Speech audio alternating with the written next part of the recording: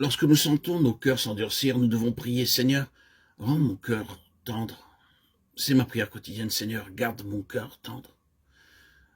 Nous parlons tant que notre cœur s'endurcit. Nous disons tant de choses blessantes, sans aucune considération pour les sentiments des autres. C'est uniquement par la prière que nos cœurs demeurent tendres, affectueux et bons. Ce don de Dieu est possible. La parole de Dieu l'affirme.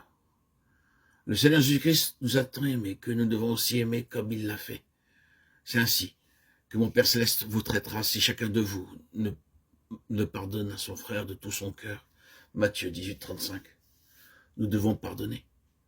Alors Pierre s'approcha de lui et dit, Seigneur, combien de fois pardonnerai-je à mon frère lorsqu'il péchera contre moi? Sera-ce jusqu'à 7 fois? Jésus lui dit, je ne te dis pas jusqu'à 7 fois, mais jusqu'à 70 fois 7 fois. Matthieu 18, 21, 22. 490 fois.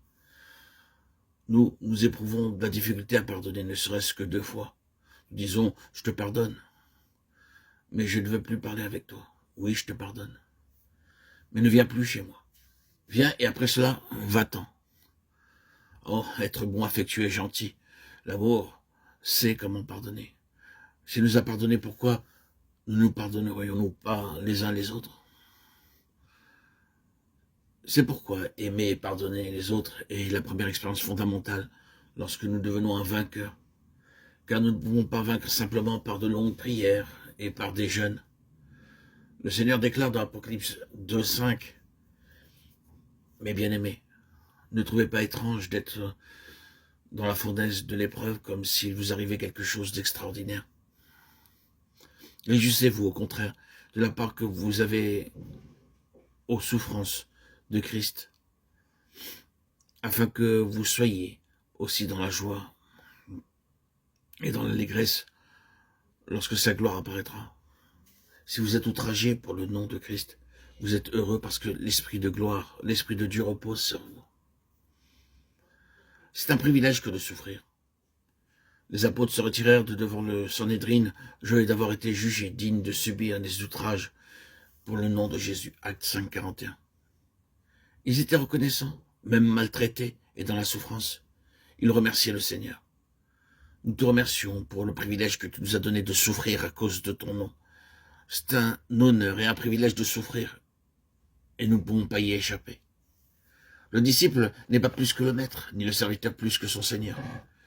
Il suffit au disciple d'être traité comme son maître et au serviteur comme son Seigneur. S'ils ont appelé le maître de la maison Belzéboul, à combien plus forte raison appelleront-ils ainsi les gens de sa maison? Matthieu 10, 24, 25. Ce que nous endurons ne peut pas se comparer à l'opprobre que lui aussi a enduré pour nous. Plus nous souffrons, plus nous sommes joyeux. Or, tous ceux qui veulent vivre pieusement en Jésus-Christ seront persécutés, de Timothée 3,12. Heureux serez-vous lorsqu'on vous outragera, qu'on vous persécutera, et qu'on dira faussement de vous toutes sortes de mal à cause de moi. Et réjouissez-vous et soyez dans l'allégresse, parce que votre récompense sera grande dans les cieux. Car c'est ainsi qu'on a persécuté les prophètes qui ont été avant vous. Matthieu 5, 11, 5.